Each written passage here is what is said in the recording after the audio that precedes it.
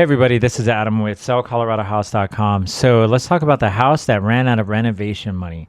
I run into many sellers that are in this situation, homeowners in Fort Collins that will start a renovation, run out of money halfway through, and are left with an open kitchen wall or a roof that's unfinished because they weren't able to pay the contractors to finish it, and they showed up and started the job but didn't get paid their money, so they left.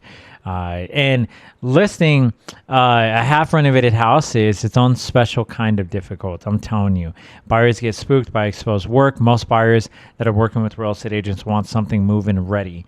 So we decided to buy it exactly as it's at, unfinished walls and a half-done roof.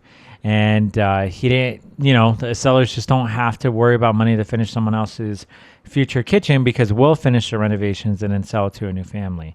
The takeaway here is, even if you have a half-done renovation, it doesn't mean it's a dead end. It just means it's a different starting point of an offer, right? So if you would like to sell a house, go to sellcoloradohouse.com, and I'll speak to you soon.